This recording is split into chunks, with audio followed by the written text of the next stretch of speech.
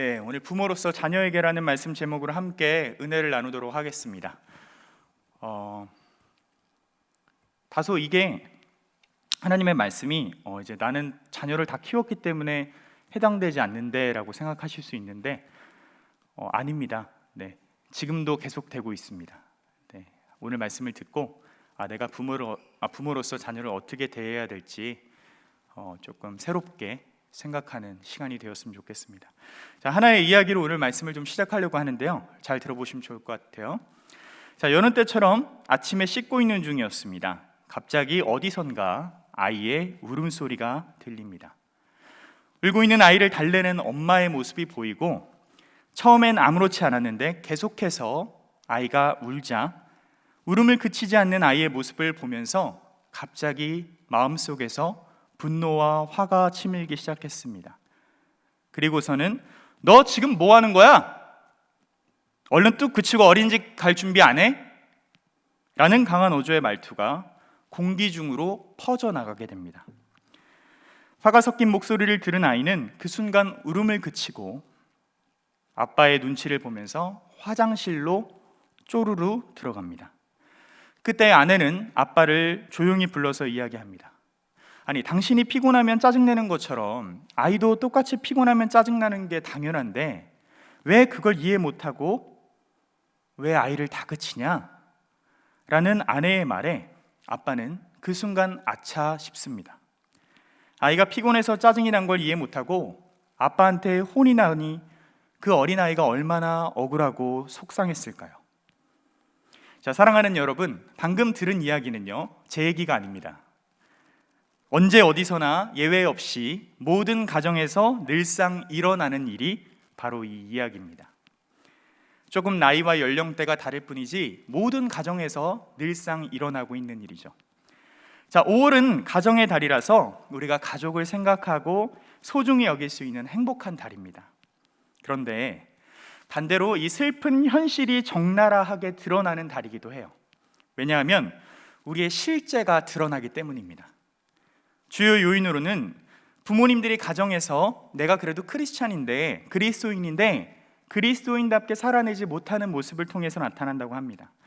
자, 사랑하는 우리 지체 중에 이 모든 말에 공감하는 사람들이 있을 텐데, 우리 박영돈 교수님이 이것을 이렇게 표현을 했어요.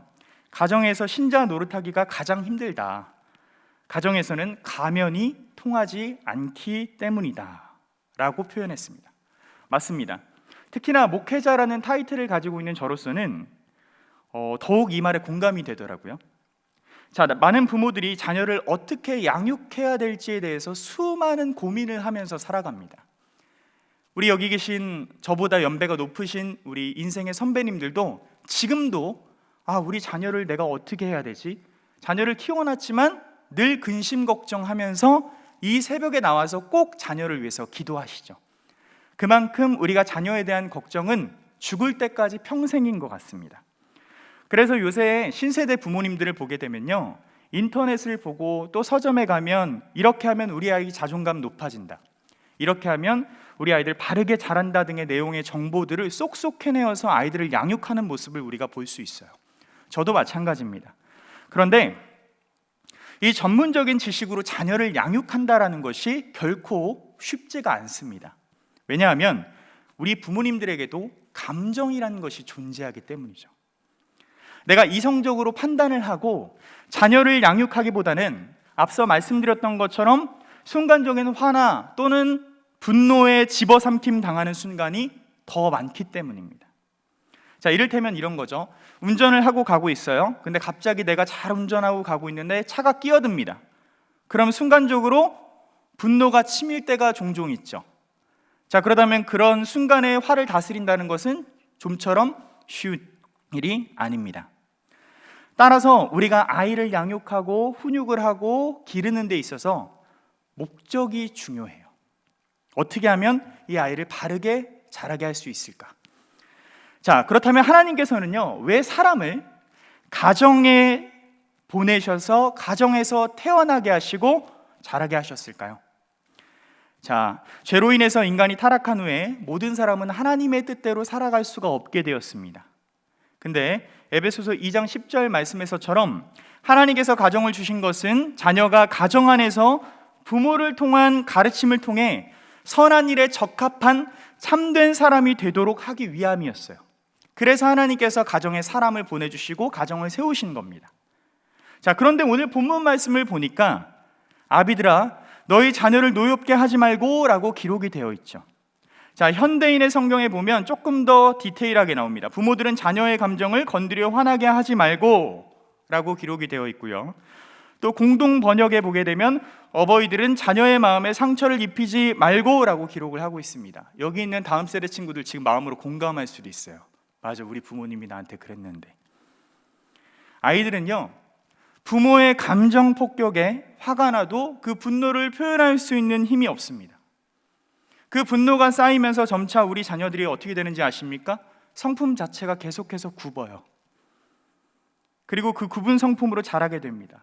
그렇게 되면 아까 에베소서 2장 10절 말씀에 하나님께서 세우신 가정의 기능을 점차 상실하게 되는 것입니다.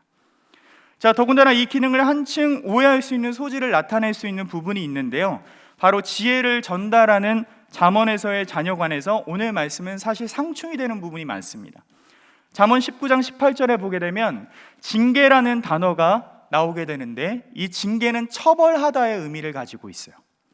그리고 잠언 13장 24절 말씀에 보게 되면 매를 아끼는 자는 그의 자식을 미워한다라고 표현할 정도로 자녀에 대한 교육에 상당히 강경한 자세를 취하고 있습니다. 그 징계를 좀 더 구체적으로 표현한 잠언 29장 15절 말씀에 보게 되면 채찍과 꾸지람이 지혜를 준다라고 기록을 하고 있어요. 상당히 날카롭고 상당히 부모가 가져야 될 마음이 잔인해 보이고 되게 강경해 보입니다. 그래서 이 말씀을 곧이곧대로 받아들이시는 부모님은 채찍까지는 아니어도 매로 무조건 자녀를 다스리고 통치하는 부모님들도 있습니다. 자, 그렇다면 오늘 말씀 에베소서 6장 4절에서는 노엽게 하지 말라는데 도대체 어떤 말이 맞는 걸까요? 자, 잠언 말씀만을 보게 되면 자녀의 교육관과 오늘 에베소서 교육관이 부딪히는 모습이 쉽게 그려질 것입니다. 자, 채찍을 들라는 잠언의 말씀을 자녀들에게 해보십시오. 너 말 안 들으면 내가 오늘 너한테 채찍 들 거야. 어떤 자녀가 반감을 갖지 않겠습니까? 우리 사랑하는 엄마 아빠가 나한테 채찍을 든다고? 이 구절은 오늘날을 살아가는 우리에게 많은 우려를 표합니다만 우리가 예수님의 경우를 한번 살펴보기를 원합니다. 자, 요한복음 2장에 보면요, 성전 정화 사건이 나와요. 조용하고 거룩해야 할 성전이 지저분하고 더러운 동물들과 시장 상인들의 소리로 어지럽히는 장면이 나오게 되는데요. 자, 예수님께서 이렇게 얘기하시죠. 어찌하여 하나님의 집이 이렇게 어지럽혀져 있는가? 라고 분을 느끼게 되십니다. 그렇죠? 예수님께서 분을 느끼시지만 바로 그 감정을 쏟아내시지 않으셨어요. 오히려 15절에서 노끈으로 채찍을 만드시고 양이나 소를 다 성전에서 내쫓으시고 돈 바꾸는 사람들의 손을 쏟으시고 상을 엎으시라고 기록이 되어 있습니다. 자, 예수님께서 먼저 하신 일은 감정을 쏟아내신 것이 아니라 노끈으로 채찍을 만드셨어요. 자, 노끈으로 채찍을 만드는 시간이 얼마나 걸리는지는 잘 모르겠습니다만은 그 시간 동안 예수님께서는 화를 삭히셨을 것입니다. 더군다나 물리적으로도 노끈의 채찍을 사용해서 분노를 담아 폭행의 의도를 보이지 않으셨어요. 만약 그러했다면 그 당시 성전 단지를 내려다보고 있었던 안토니오 요새의 주둔에 있던 로마 군대가 신속하게 출동했을 것입니다. 제가 고2 때 담임 선생님이 항상 사랑의 매를 들고 다니셨어요. 사랑의 매. 근데 사랑의 매인데 되게 무서워요. 막 이따만한 당구대가. 근데 그 사랑의 매라고 왜 써있냐면 당구대 사랑의 매라고 선생님이 이렇게 직접 써놓으셨습니다. 자, 지금 학생들은 생소하겠지만 그때만 해도 선생님들이 하나같이 그렇게 무기를 다 들고 다녔어요. 그리고 그것을 사랑의 매라 정의하셨습니다.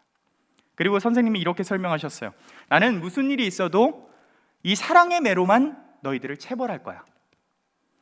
자, 선생님은 정말 그 말씀대로 그 사랑의 매로만 체벌하셨어요.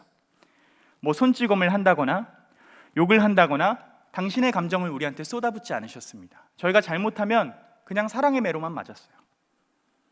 자, 예수님도 선생님도 마음의 순간적인 화로 자신의 감정을 쏟아내지 않으셨습니다. 원칙을 세워놓고 체벌을 하는 것은 당시 제자들을 사랑하는 선생님의 마음이었어요. 인간의 감정과 분노를 드러내기보다 최소한의 원칙을 세워 훈육의 목적을 상실하지 않으려는 선생님의 마음이었던 것이죠. 예수님도 마찬가지셨어요. 노끈으로 채찍을 만드신 이유도 성전으로서 의미를 되찾고자 하신 본질에 초점을 맞추신 행동이었습니다. 단순히 자신의 감정을 쏟아내기 위해서 화를 내신 게 아니었어요. 그리고 잠언 29장 15절에서 기록한 채찍은요, 당시 고대 사회에서 범죄자를 벌할 때 쓰이던 도구였습니다. 그래서 대체로 권위와 징계의 상징이에요. 시대적인 상황을 고려했을 때 채찍은 범죄자를 향한 도구이지 우리 사랑하는 자녀를 체벌하는 도구를 아님을 우리가 볼 수 있는 거예요. 그리고 잠언 말씀은요, 결코 이 채찍을 만능 해결사라고 보지 않습니다. 오히려 조리 있게 꾸짖는 말이 동행이 되어야 되고 말씀이 준행이 되어야 되는 모습을 더욱더 나타내고 있습니다. 잠언 속 부모들의 말에서 배어나는 온전과 사랑을 보아 알 수 있다라는 것이죠. 그래서 한 신학자는요, 부모된 입장에서 잠언서가 마치 채찍교리를 빙자해서 자녀를 잔인하게 다뤄서는 안 된다라고 기록을 하고 있습니다. 왜냐하면 징계가 과도해지면 부모와 자녀 사이의 사랑이 깨지기 때문이에요. 사랑하는 여러분, 우리는 살면서요, 무슨 일을 하든 간에 그것을 준비하고 연습하는 시간들이 다 있습니다. 그렇죠?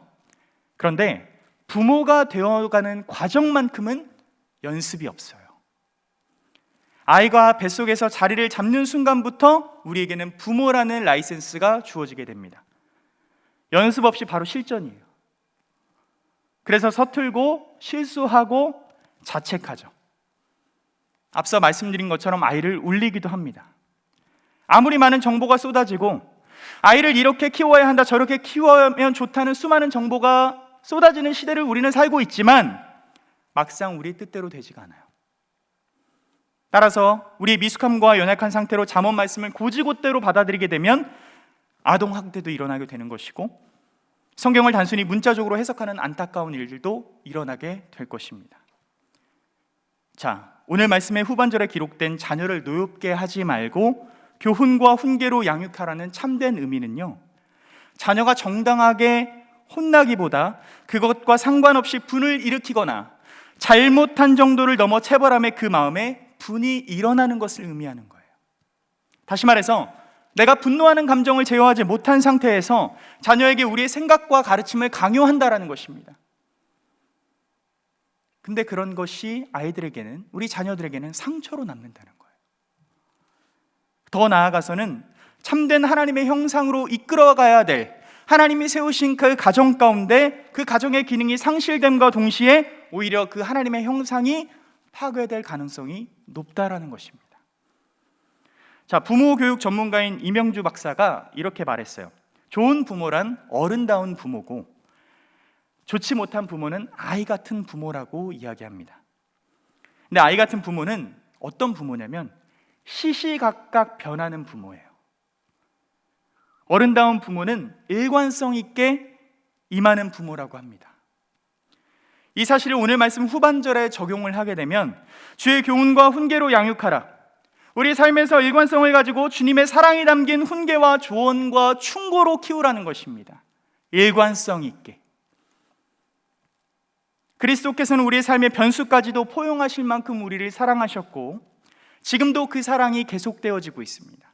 하나님의 사랑은 도중에 너가 이러니까 나 사랑 안 해, 이게 아니에요. 우리가 어떤 행동을 하든 간에, 우리가 어떤 죄를 사랑하든 간에 우리를 사랑하셔서 우리를 잠깐 벌하시고 죄로부터 돌이키긴 하시지만 우리를 미워하고 멀리하지 않으십니다. 그게 하나님의 사랑 아닙니까? 우리가 불순종하고 하나님을 배교하는 모습을 보일지라도, 하나님보다 더 사랑하는 것들이 가득하고 늘 6살 아이처럼 하나님 앞에서 투정 부리는 모습이 만연할지라도 아버지께서는 그 모습마저도 사랑하시는 게 바로 하나님의 사랑인 거예요. 그것을 우리에게 주셨고 지금도 우리를 향해서 그 사랑을 계속해서 나타내고 계신다는 거죠. 우리가 미워서, 우리가 싫어서가 아닌 사랑의 마음을 담아서 우리를 훈계하고 조언해 주시고 충고해 주신다고 우리 하나님께서 말씀하셨습니다. 우리의 삶도 신앙도 마찬가지예요. 우리가 자녀를 양육하는 것은 쉽지 않은 것이 분명합니다. 잠언에서는 징계하지 않으면 자녀를 미워하고 징계하면 사랑하는 것이라고 경고까지 하고 있어요. 하지만 우리가 그 징계하는 가운데 언성을 높여서 역정을 내서는 안 된다는 거예요. 쉽게 말해서 감정적으로 격앙이 된 상태에서 자녀를 훈계하고 교육하면 안 된다는 거예요. 우리의 자녀들은 감정 욕바지가 아닙니다. 하나의 인격체예요. 이사야 43장 4절 상반절에 보게 되면 네가 내 눈에 보배롭고 존귀하며 내가 너를 사랑하였음이라고 기록하고 있어요. 하나님께서 내 눈에 보배롭고 존귀하게 여겼다라고 표현하고 있어요. 우리의 자녀들도 마찬가지예요. 하나님이 우리를 존귀하고 보배롭다고 여기신다면 우리의 자녀들도 마찬가지로 하나님께서 존귀하고 보배롭게 여기시는 거예요. 그런데 우리가 부모라는 이유 하나만으로 그들에게 우리의 감정과 우리의 마음을 담아 언행으로 상처를 주고 우리의 모습으로 힘듦을 강요한다면 우리 사랑하는 하나님의 형상이 조금씩 무너져 간다라는 거예요. 따라서 우리 아이가 왜 그럴까? 우리 아이가 왜 저러지? 왜 바르게 자라지 못하지라는 데 있어 고민하게 된다면 우리의 삶을 한번 되돌아봐야 된다는 거예요. 그러므로 우리 사랑하는 부모님들께서는 부모라는 이름하에 어른이라 해서 우리의 무분별한 감정을 쏟아내서는 안 되고 자녀의 감정까지도 섬세하게 배려해야 된다는 거예요. 우리는 잠언 20장 7절의 말씀처럼 온전하게 행하는 삶을 통해서 자녀를 일관성 있게 훈계하고 양육을 해야 됩니다. 여기서 온전하다라는 단어 자체는요, 완벽하게가 아니에요. 완전하게가 아니라 언행과 삶이 일치한다라는 것을 보여주는 거예요. 이게 일관성 있는 겁니다. 이게 어른다운 부모의 역할이에요. 우리의 말과 행동 속에서 우리 자녀들이 무조건 사랑받는 존재임이 자녀의 마음에 느껴져야 된다라는 거예요. 부모님이 나를 사랑하시는구나.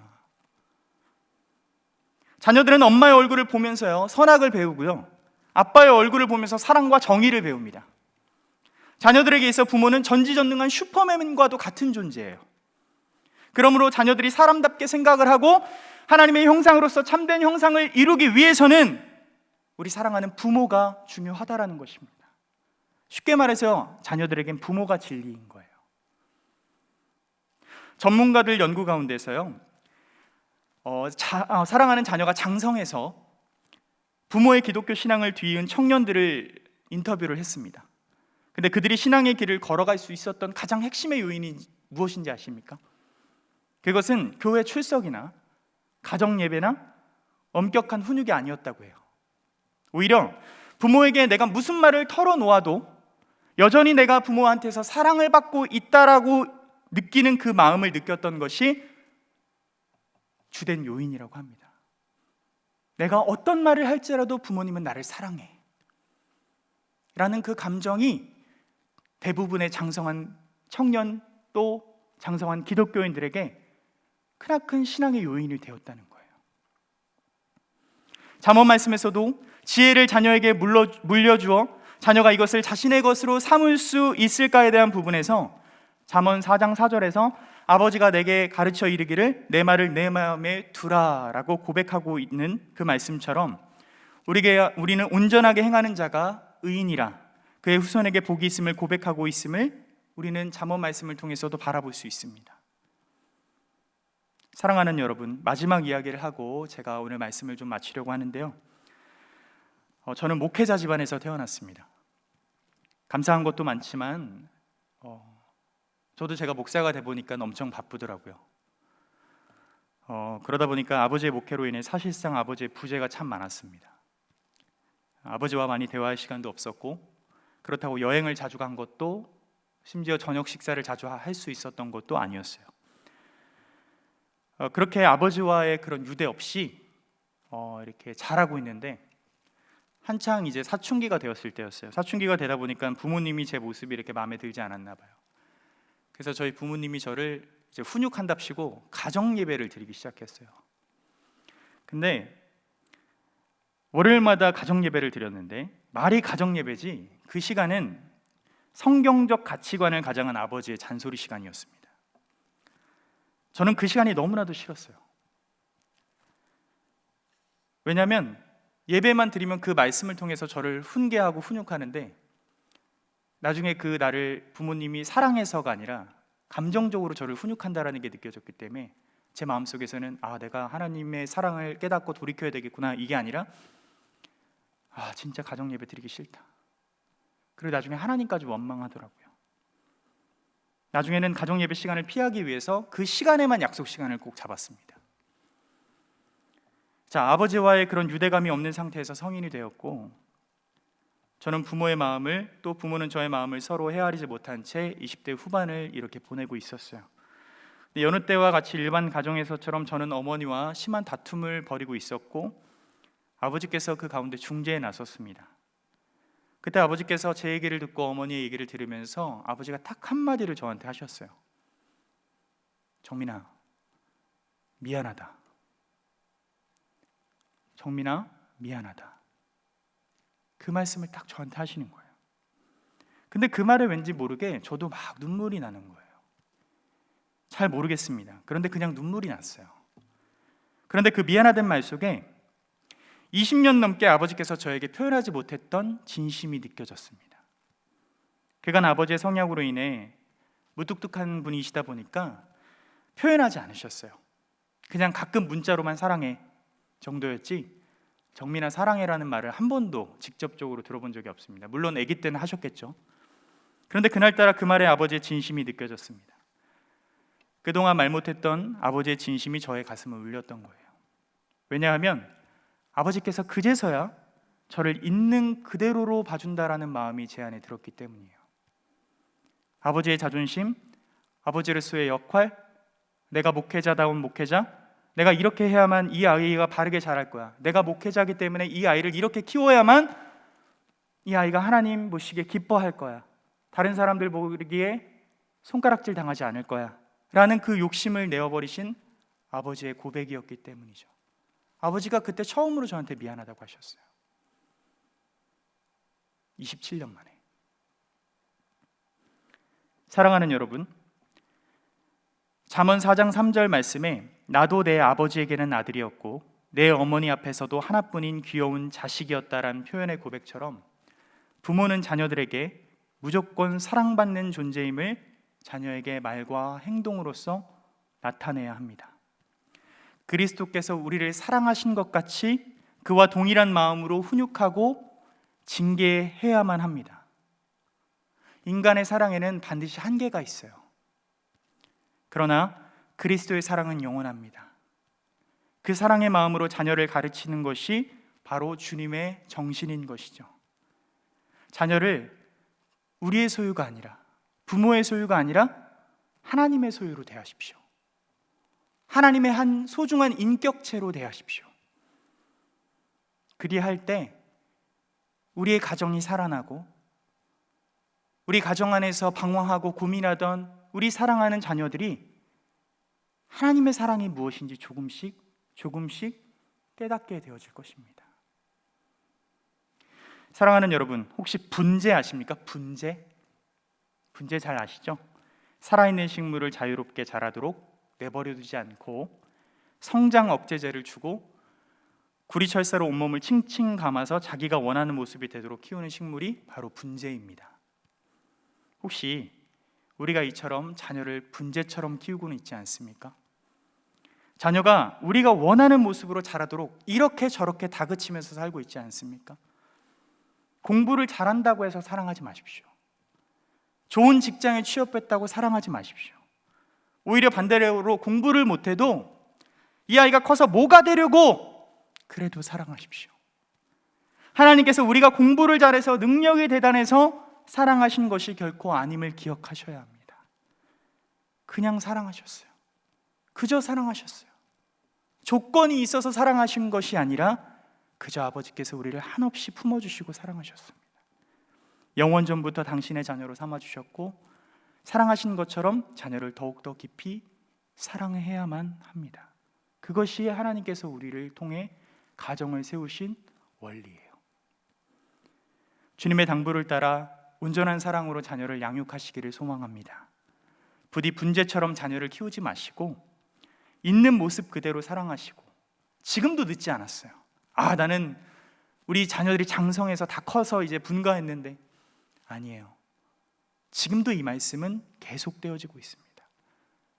저는 지금도 부모님이 저한테 사랑을 담은 훈계와 양육을 하세요. 같은 동종업계에 있잖아요.